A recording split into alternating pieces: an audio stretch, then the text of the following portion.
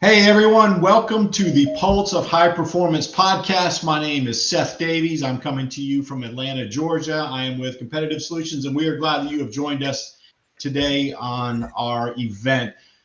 I'm excited that we've got two folks that I really believe are going to bring some value add to leaders out there. Tonda and Patricia are part of the Competitive Solutions team, and I'll let them introduce themselves in a minute. But there are experts on leadership development. They develop and build leadership curriculum for our clients.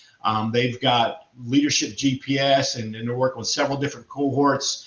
And so they have got a vast knowledge of leadership topics. And we're gonna not cover every leadership topic today, but we're gonna cover several that we believe are relevant and pertinent out there right now. So first, Trisha, I'm glad you're with us. You've been part of our team for a while. So why don't you just introduce yourself to our guests?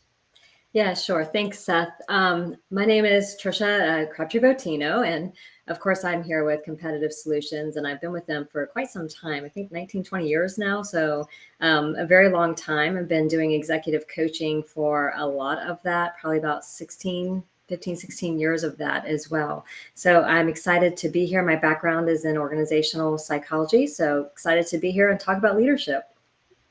Thanks, Trisha. And Tonda, tell everyone how you ended up at Competitive Solutions, because that's a story in itself. Oh, well, thank you, Seth. I'd be happy to. Hello, everybody. Good to see you guys. I'm the Florida office of Competitive Solutions, and I met CSI when I was leading an organization. I was the head of HR for a resort in Northeast Florida. I have a 28-year career in hospitality, and we brought the CSI team in to roll out process-based leadership, and it really kind of revolutionized how we communicated, how we got things done. And it was interesting when we look at the success of what happened with that transformation or evolution. We would compare our climate survey scores year over year, and we had about a 23-point improvement over the state norm once we had rolled out process-based leadership. So decided to join the CSI team. So I've been on the CSI side for about 13, 14 years.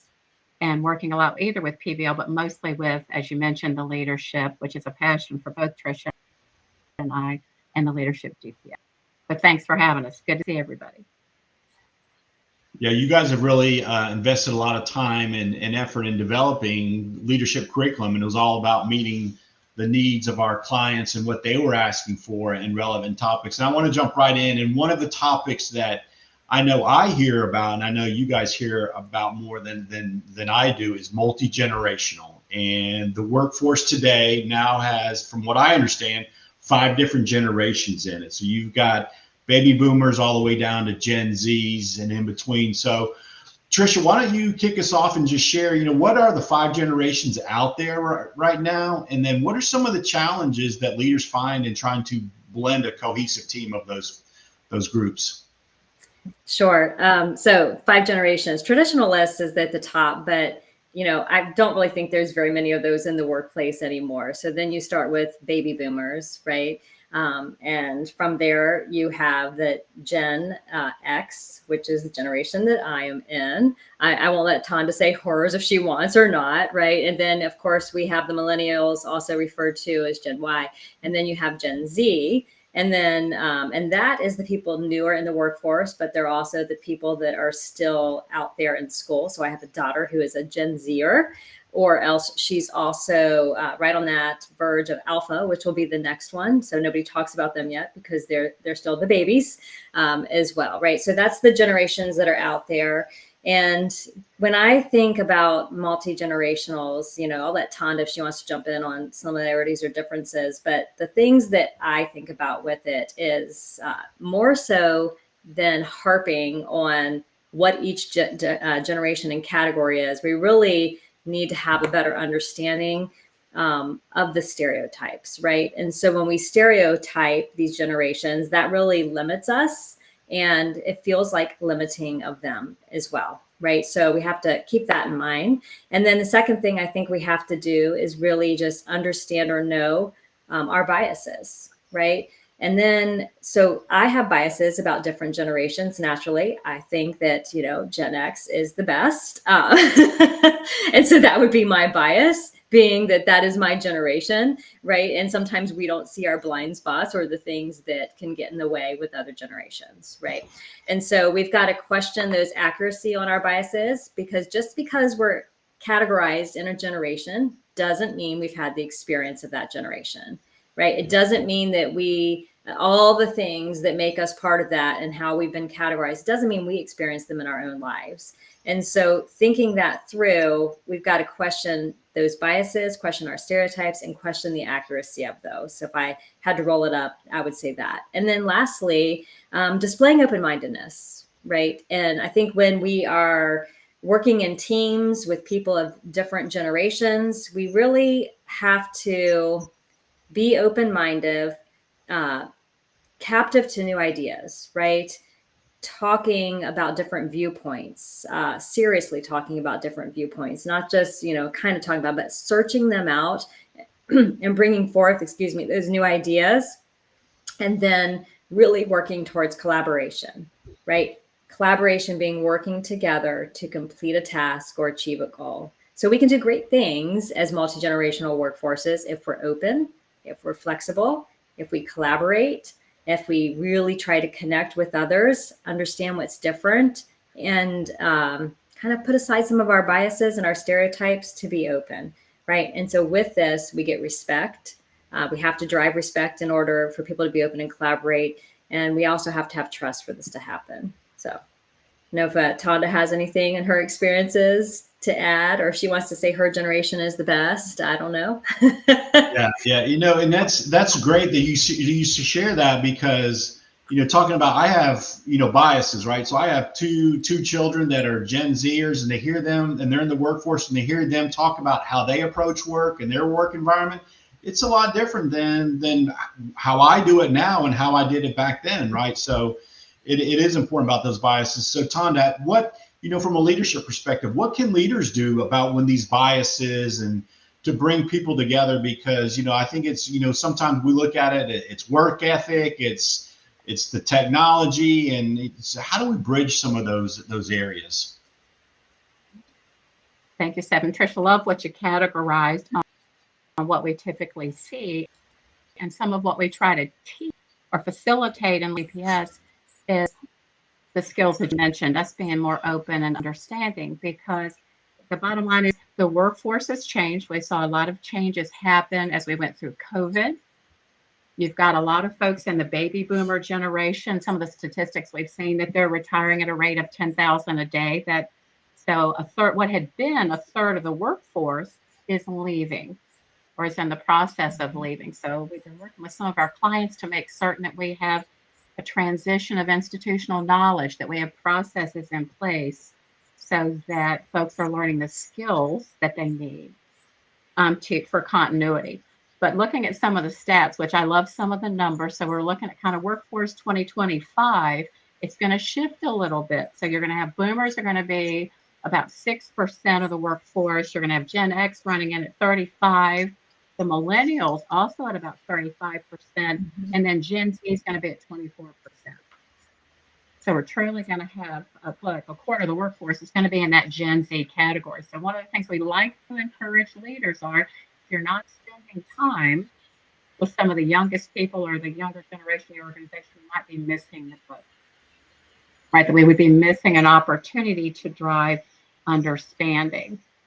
Right. And that what Tricia said, looking at our stereotypes and trying to find a way for people to work together. Because as leaders, we're charged with trying to optimize or maximize our team and our team health. So what are we doing as leaders to create a climate or a culture where people feel valued? I won't say which generation I'm in, because, well, the truth is nobody likes to be labeled.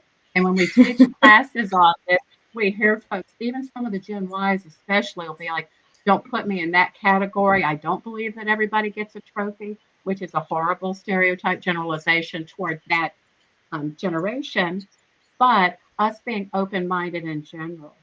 And so we see organizations that are grappling not just with the generational divide and the conflict that can be caused by that, But a lot of the organizations we work with are multinational. So in addition to age differences, they've got different cultures that we're trying to navigate. So I think looking at it from a broader perspective, how do we create an environment where people feel, what Tricia touched on, respected, they feel valued. And early in my career, I had a leader look at me and say, Tonda, I want you to look at everybody you meet as if they're wearing a sign that says, help me feel important. Yeah. That if we look at people and we bring them into the team and we help them do that, that helps bridge the gap. So for the life of me, I don't know why we beat up our own team sometimes. We work well within our own intake team, but when we go outside of our team and we're working across the organization with other teams, we have some conflict and differences. I think some of the tools and techniques that we would use as a leader helps with those relationships and helps us create an environment where people feel safe, they feel valued. And a great equalizer is every generation wants to be respected. They want to know that they matter, that they make a difference, they have an opportunity to grow and contribute. So the bottom line is if we spend a little more time honoring how we might be different and what we bring to the table, but really bringing people together and focusing on the things we have in common, we'll be better off. Yeah, if that helps. That's great. No, that's perfect. And Tricia, I know you do a lot of executive coaching with leaders. And have you had any conversations with leaders about conflict and how to resolve conflict among the multi-generationals when you've got a team in conflict because of different biases that you had talked about? I mean, what's your recommendation for leaders? What would you tell a leader about that? Yeah, I mean, I think it's interesting because I just wrote a note down because Tonda mentioned the multinational, right, portion to this. And so we have a lot of teams that are multinational. And so whether we're in the US and we're a multinational team because we have people from all over or who have roots in other cultures that are joining us, or as you said, Seth, I'm coaching some multinational teams right now, right, where I'm actually coaching people outside of the US too. And I think it's fascinating. I've asked a lot of questions about it. When we teach or we talk about generations, because a lot of the literature that we see and we have our eyes on was, developed here in the US about it. And if you read some of the literature on the generations, what you're going to see is experiences relative to the US experience, right? And so I always look, how does it translate? And I do think that it's translating more now than probably it once did as I'm coaching people that are multinational, because I do ask a lot, does this convey, right? When you and things like that. And so I think as we get a little bit more westernized or global, right, the world is becoming more and more global, globalization is out there, that the divide is not so great as to how we're researching them, right? So that's what I'm noticing. The younger generations relate more to what we're talking about with the generations. But when it comes to conflict, which is what you asked about, right? And do I notice conflict amongst the generations? I think it's amongst the cultures more than the generations. And so how different cultures experience conflict or are willing to talk about conflict is what I would really say, right? And so I have some clients right now, and I would say there are cultures that don't want to talk about conflict or problems or concerns we're having with conflict because it seems as if they're talking about someone instead of the issue or the problem that they're really trying to solve. And so I find that interesting. It's difficult to navigate it and to really help them, because as a coach, that's our role, right? It's Tonda and I's role when we're coaching people is try to figure out, how do we help the people that we are coaching? How do we support them? How do we help them gain clarity? How do we help them move through an action or process or a resolution and find the strength to do what they know they should do, right? Which is to navigate through the conflict, to face the conflict head on, and really try to get them to see conflict as a path, a bridge, something that will turn out better on the other side. And so one of the things that we notice is not dealing with conflict does not make it go away. So getting people's trust to actually open up and talk about their situations, because what we're talking about is not the other person in the situation, which is the problem, right? The cross-cultural problem is that's the feeling that they have, but we're talking about them in the situation. right? How they are handling the situation, how they are processing the situation, how their mindset might need to change in the situation. We can't change others. We can change ourselves. We can understand what we're going through, how we're feeling about different things, right? We can work through those challenges and we can find the goodness, right? So find the goodness in everyone. And that's some of the things that we look to do. I love how you frame that out, right? We got to focus. It's a cultural thing. It's not a generational thing, right? And we've got to face the issues head on. And what happens when we continue to sweep an issue under the rug? It's still going to be there, right? Tonda, I can tell you're ready to jump in. What did you want to add? Because I think some of the message and whether we're teaching it from the framework of the multi-generational teams or multicultural teams is some of the good leadership principles, if we follow that and we think about how we're showing up and how we're developing our team, and if we're using a growth mindset and we're being open to others, because a lot of what we talk about at work and we see that's been a hot button for a while would be the concept of engagement.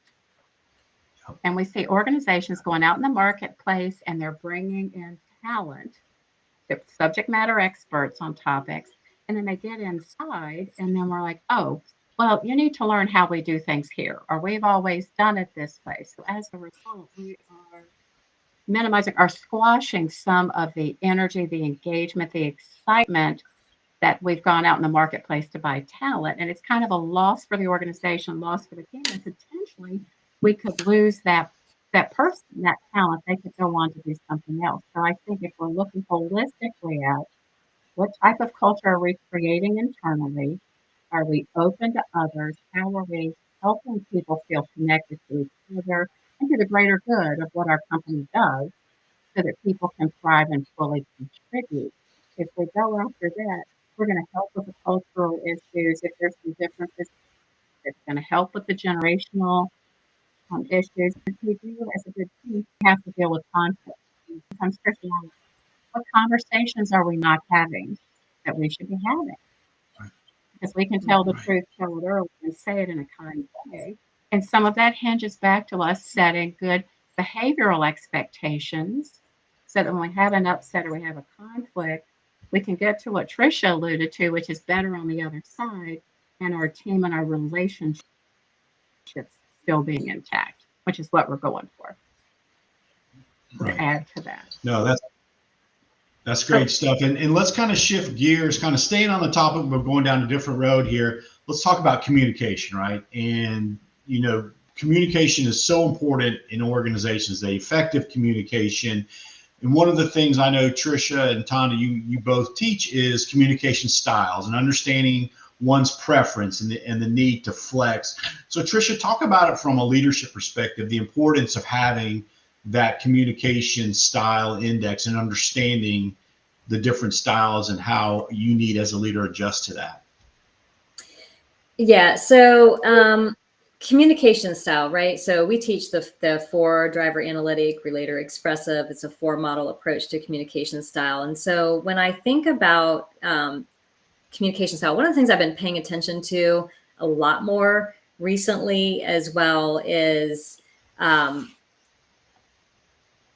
paying attention to not just words and things that we're saying, but active listening. But I also think a lot, not just are we listening actively, because listening is part of communicating, right, as well. So what's not being said, how we're doing that, how we're sitting back and receiving information. Because when we think of communication, we're really thinking of a dialogue, right, between 2 people. And so we talk a lot about flexing communication style in our class, which is, flexing our style to somebody else. If we really want to get a good result, that's what we need to do. And I always say you can approach anybody with anything. You just you have to know which door to meet them by, right? And so you have to open the right door. And if you find in your communication something's going wrong, something's off, they're just not seeming to get it, right? Then we need to flip our style just a little bit, right? And so we need to create some change there. And so one of the things I think is funny when we listen to leaders is they'll be like, well, I told them.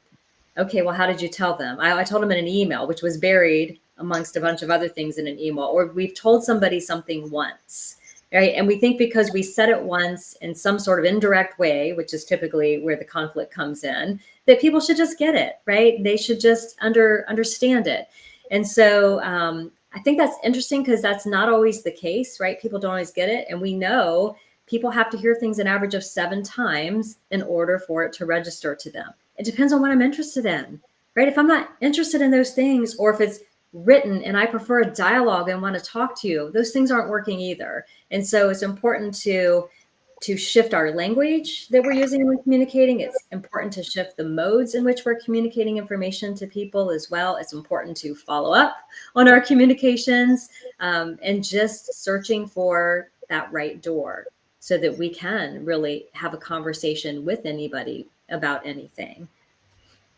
Yeah. And Tonda, I want to ask you the question because Tricia really had some great points in there. But one of the things, sometimes I'll go out and I'll do training and consulting for Competitive Solutions and deliver different parts of our curriculum. And one of the things, recently I was working with a group, and one of the things from a multi-generational was the baby boomers, they want the face-to-face communication, right? The Gen Zers want the text communication, right? So talk about how do we meet in the middle? How do we open the right door to have the effective communication among the teams? Right. You know what's a great question, and it is a point of conflict. We do hear that, which is why part of the behavioral expectations piece is us trying to establish how we want to communicate with each other. Right? What makes sense? So, because the bottom line is when it comes to communication, we were hired to be effective, not just be ourselves. And that's why sometimes as a leader, we might have to flex on that and then try and bring people together so we're aligned and on the same page. Because, and what we typically hear, especially in the manufacturing setting, is that if it's an emergency, don't send me an email because I'm not sitting by my desk to read an email. Right? That's when, and then the beauty is in the conversation about, we are going to have one-on-ones. We can prepare for it a little differently. We're going to have a scheduled dialogue. We are going to have face-to-face. When to send a text, when we're going to do, a team call. And I think even setting parameters about hybrid workplaces, cameras being on, right? So that we still get, since so much of communication is body language and tone. How do you apples, Tricia and I, when we go into an organization that like to say, yeah, we have meetings on Zoom or Teams, but the cameras aren't on. You don't get the feedback. You don't see that the message is resonating and it's being clearly communicated. And I think when it comes to communication in general, one of the words that Tricia and I used to teach in that is intentional.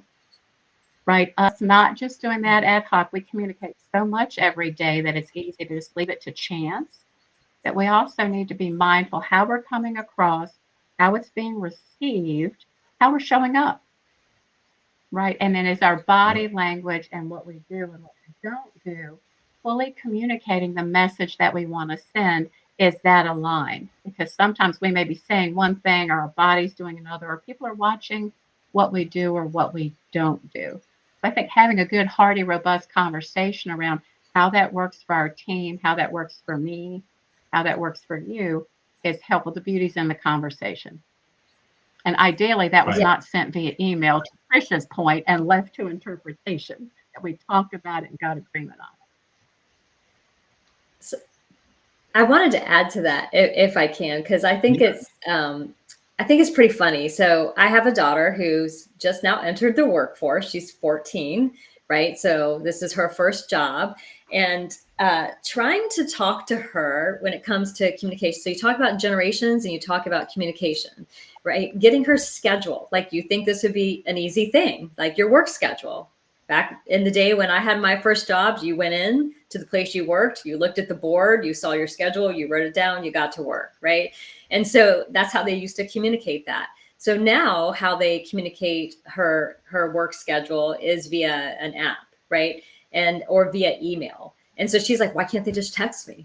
like, that's what everybody's doing and using, and I was like, well, this is work now, not your friends. And so we're not just texting everything where we can't necessarily have record of it, right? So they moved to apps. So she has to look at an app for scheduling, or she has to look at her email that gets sent out for the other portion of her job for scheduling, right? So just getting her to check email is such a struggle, because that's not their favored form of communication. And so I think it's interesting when we talk about generations, we talk about workplace, and Tonda mentioned earlier growth mindset. And this is something I talk about a lot when we talk about growth mindset, is as leaders, as people professionals, like in the workforce and the workplace, we have to pay attention to how kids are being educated, right? To what is going on in their worlds, because guess what? In a few years, they're entering the workforce. And we have to think about, are we ready for them, right? And so are we ready for those generations in the workforce that has grown up? And I can remember my daughter since kindergarten, learning growth mindset, learning what that's about, right? Learning that I can do anything. It requires hard work and effort. And if I put enough effort into it, I can have the opportunity and I could get good at it, right? Versus coming into work environments where that's not your thing, or you're not good at that, or we don't want to train you or transition you. So it's a very different mindset about opportunity, what they look for, skills training, being able to move into roles that are different or don't seem like a typical role for them. And then when you think about working on teams, right, and projects groups and different things like that, versus a lot of individualistic working, right? So probably more with baby boomers, although they enjoy groups, right? And Gen X's, we had a lot more type of projects that were not that way. But you get into the millennial generations and Gen Z, right? They're more used to working in teams and projects. It's preferred method. So open workspaces for them work, because they've been used to it, right? They have no problem with 15 other things going on and being able to focus and concentrate and pump out stuff. You put me in an open environment and I'm like, oh no, right? And so we all can also be very resistant, right? And so when I say, and we talk about biases as well, it's good to know what's our own biases for things, or our own resistance, because it kind of comes down to change as well. And so what are the things that we resist as well that might be part of our generation that really we need to be open to? And it goes both ways, right? Because the newer generations coming into the workforce, as I was talking about my daughter, she's resistant to certain things, right? Because she wants it her way or her style, or not in the olden days, as she likes to tell me. I'm like, yeah, we're not doing the horse and buggy, right? But I'm of the olden days. Yeah. So it's funny.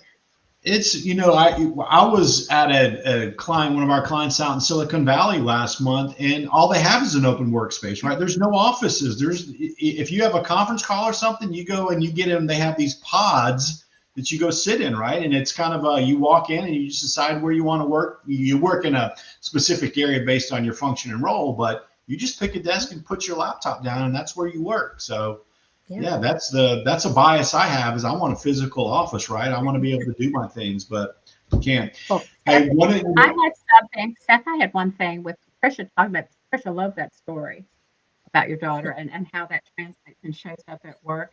But it prompted me, and I love how you focused on listening. That if folks would just listen to each other more, take the time to do that, a lot of our conflict and issues would stop.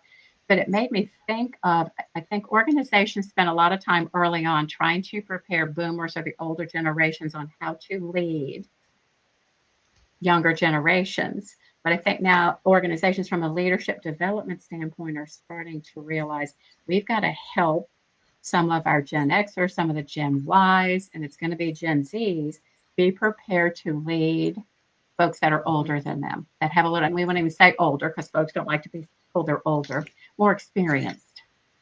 And that they've learned that we've got to help people prepare for that. And we've seen some clients working on that. So I think, how are we preparing anybody in a leadership or supervisory role to lead the mix of people they have on their team? Yep. So. Great conversation. One of so at Competitive Solutions, we have three three products, right? We have process-based leadership, which is kind of creating a way of work. We've got Visuon, our software to digitize your data, and not just to visualize it, but actually utilize it to corrective actions and so forth. And the third component is leadership GPS. And Tricia and Tonda, you guys back in 10 years ago developed the curriculum, and then over time have refined the curriculum. And we've got a really great product now, Leadership GPS, 10 modules, and we're doing cohorts and executive coaching, or not we, you are doing cohorts and executive coaching. And one of the components that was put in there is around change management, right? And nobody likes change. Everybody, likes the status quo. But let's talk about it, Tricia. Let's start with you. Talk about change management and kind of your view on change management, and from a leadership perspective, how do we approach that? Yeah, so the thing that Tonda and I really focus on with change management, we distinguish, right? So there's project teams that are working through the process of managing change and making sure it all happens. They're implementing a project, right? So what we really talk about in leadership GPS is transition management. And so this is different because this is how do we help people transition through the change that has already taken place or is taking place or is going to happen. And many times we're not in charge of it, right? It's passed down to us. It's pushed to us. We're told this is what we're doing. Sometimes we're in charge of it, but large scale change, we're often not in charge of. It can come from a global organization, even if we're at the top of manufacturing leadership team, right? And so that happens. So the first thing we have to do is just pay attention to the people side of change, right? And so it's not just the process side of change or the results side of change. It's the people side of change, because at the end of the day, who's implementing it? The people, right? The people are the ones implementing it. So for that to happen, we have to realize all change occurs on an individual level. And so when we think about that, we could have something new that happens at CSI. Seth, you're leading it up. You're like, woohoo, this is the best thing ever. And Tonda's like, I don't know about this. And I'm like, I definitely don't know about this, right? Because that's just kind of our personalities too, right? But Tonda's going to get on board a little bit quicker because she's happier, half glass full, and I am half glass empty, more analytic kind of person. So I'm going to be like, well, did you think about the last 30 times we tried this, right? And I'm going to look at all the reasons it's not going to work. And so Seth, as our champion and leader of change, you have to kind of push us along very differently, right? And so we have to equip leaders with skills, right? In emotional intelligence, right? So understanding what's going on with our people, not only ourselves, but our emotions and how those impact others. What are other people's emotions that are out there and how's that impacting them, right? How it's affecting the group and the dynamics of the team and all of those different things. We have to equip leaders with skills and feedback, because in order for you to engage with me about my bad attitude about the change, right, you have to provide feedback. And you have to provide feedback through empathy and understanding and all of these other things. And we have to show you some transition management models that can help you along that, right? Understanding the curve and the grief cycle that people go through, because we grieve a change, right? Or some sort of transition we're going through. You got to help us accept those losses. Somebody is losing something. When something is over and something else is new, it's a loss. And if it was my project or something I loved and I loved doing, that's a really great loss. And if it was something that it's just a change, it's a different kind of loss, but it still requires different, right? And so people can have a lot of fears over that and different things. And then I think the last thing, this has come up recently when I was talking to some people that we need to help them with. And this is what I see people do a really bad job of it as well, is providing leaders with support and talking points, right? So we just assume because you have this role, or you're at a certain level, you know the talking points, right? And you're all going to have the same talking points because you're going to understand it, because we communicated so greatly that this change was happening, right? But we didn't always communicate why the change was happening, the impact, how the decisions were made. How do we pay attention to the effect on people? Oh, and by the way, this is going to impact, or tell me what you think the impact on your people is going to be. So we can craft a message, a unified, intentional, to bring that word back up, right, Tonda, message together. And so it's going to happen, right? And so change and transitions, they happen all the time. There's some really basic things though that we could do that's part of all of the other skills. So when we teach it in our leadership GPS course, it's one of the last things we teach, and there's a reason for it, right? As I mentioned, you need good emotional intelligence. You need to have this growth mindset kind of thing, way of thinking about newness, right? And so you also need to be able to give feedback. You need to set good, clear expectations. We need to have communication and figure out how to send messages and all these things. So it's kind of like there's a lot of other skills that we can pare down and really study that go into helping leaders help others and themselves transition through change. Tonda, I know you want to jump in because I've seen you teach change management, and you do a phenomenal job of talking about the acceptance, letting go, embracing. So, Well, thank you, Seth. Yeah, and Tricia's right. We see folks struggle with this. And even though we know that we need to change, need to be more nimble, and we hear organizations talking about being more agile and more flexible and resilient, and changes coming at it fast and hard. I agree with the statement Tricia made that we need to help prepare leaders. We need to equip them with the tools and change some of the language around how we approach transition, because there's a whole skill set involved to help them be change ready, right? To help them be change agents to be able to do that. And so you can't one and done it. We have to communicate more.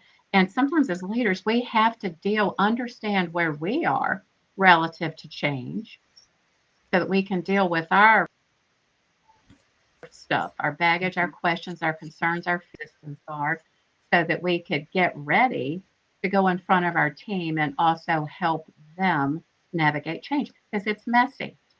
It's awkward. It's clunky. It doesn't feel good. Tricia touched on the fact that somebody's got to let go of something. You can't move forward until you let go of whatever it was in the past that we've got to let go of. Coming to terms with that, and our role as leaders is to help people get through. We don't want to leave anybody behind, knowing that people could be at all different places, all different steps along the way. Tricia mentioned the curve. We use the William Bridges model a lot to talk about how they're transitioning, that you have to let go.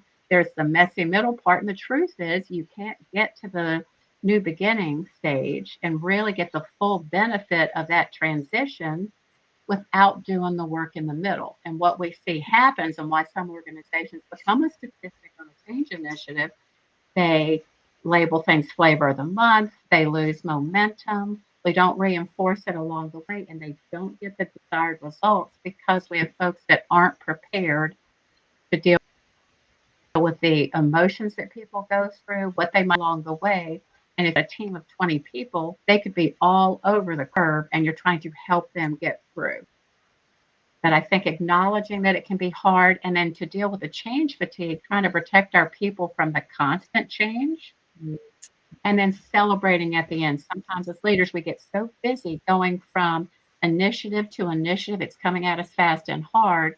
Just taking a pause to say, guys, we made it. Congratulations. We got out of this change. Let's go forward, and we're in this together, which helps people. It kind of changes their perspective or mindset about change. Because otherwise, if you've had a failed change initiative in the past, they're like, oh, I can wait this one out. They'll get tired on this one, and it'll be something new next week. And then the team suffers, the organization suffers, and we don't get the full benefit of whatever that transition effort is. So yes, it is a hot topic, and it is designed that it's at the end of, because it takes a lot of skill to get good at that. And that's a great point. And Tricia, you hit on it, and Tonda just hit on it, right? We can all be historians. We can talk about what we've tried in the past and how it didn't work, and this isn't going to work, and so forth. And so it's embracing change, right? And you're either going to be you're either going to be part of it, or you're not going to be part of it, right? So. Yeah, and I think when you think about communication style, Seth, you can wrap that back into it, because that's sort of where you started this conversation, was after the generation styles, because generations are different with change and transition, but also communication styles, right? When you wrap that into change and transition too, like your drivers are the people who are going to go like get it done, and they're going to execute, and you're going to have your analytics who are going to be the historians, right? You have the relators, they're going to realize the people impact of change, and they want to talk about that and feel good about it. And then you have the expressive communication style, glasses half full. Let's go. Like, let's rock this thing. This sounds awesome. Right. And they are going to celebrate and throw the party. And people like me who are more driver analytics are going to forget to celebrate. Right. So we need our team, and we need our team of all communication styles who have different needs to have a healthy transition through change for everyone. That's great. Trish, I love that. And I like the slant on us being mindful of where our people are. Yeah. Yeah. Right. Us paying important. attention. We have to slow down a little bit Yeah. and check in with our people to see where they are. And that might help us get to where there's some resistance or fear or concern or whatever it is that's slowing them down, to try and understand what they need. Yeah. So we can help provide that to help them make the transition. Yeah. Love it. Hey, I want to start wrapping things up, and our time it's gone by so quick. And I told y'all it would go by quick, right? I told you, like, how are we going to talk about that for talk about those topics, and went by quick. But this was this is going to be a kind of a question that we didn't kind of pre-stage or we didn't talk about, but both of you are very good at what you do. You're very passionate about what you do. What is your why? Why do you enjoy and celebrate and do such a good job of teaching leaders how to be effective leaders? Are you going to go to Tonda first on this one? We'll go to Tonda first on this. I'm more analytic. We'll go to Tonda While first. you're Tonda, thinking about that, I get a lot of energy from working with leaders that when they get something, when they grasp it. And you know what? We're very fortunate. I'll speak for me. We have great jobs. We get to work with terrific organizations and terrific leaders. We get insight into who they are, what they're trying to accomplish, and them having an aha moment or getting a tool, a technique, or even just being listened sometimes. And sometimes leadership is a little lonely, because who can talk to about what you're working on or what your needs are, but providing a little help and them saying, Tonda, I had a breakthrough, this went well. I get a lot of energy in that. I enjoy that a lot. So that it's fun. I enjoy it. It's rewarding. And I learn a lot from them. So, you know, I'm giving, but I'm also getting a whole lot too. So it's really quite a win-win for me. Yeah, So when they thanks for asking the validate, question, Seth. yeah, that's perfect. And when you're teaching and a group validates what you've taught them and they affirm that the messaging was right and it's helpful, that's impactful. What about for you, Tricia? What's your why? So when I think about it, I kind of go back to why I did a career shift and why I went into this in the first place, right, in my late 30s. And I remember writing on my grad school applications, like one of the reasons is, and I kind of hold this, is wanting to help people see that change is possible. And it's funny that we ended on that topic, right? But if something isn't working or not working in your life, you can change. And I always sort of believed this before I knew all of these things or about growth mindset or these different things, right? You have the power to make change in your life. And so I think in the conversations that I'm having with individuals, it could be a small change in a work relationship. It could be a big change in a career. It could be a change in their personal life, you know, but just knowing and helping people see they have the power for change or to make their life what they want, to understand their purpose, right? And guide through that. And it is rewarding, as Tonda says, right? When we get that note or the little email unexpected out of the blue that says, I tried that and here's how it worked and it helped, or you see like a breakthrough. One of the things I see a lot of is confidence. Like that's probably the biggest thing I see as a result of our program is increased confidence in leaders. And it's not something we go in for, but it's something that people notice. And it's hard to really make that tangible because you have to see it on display, right?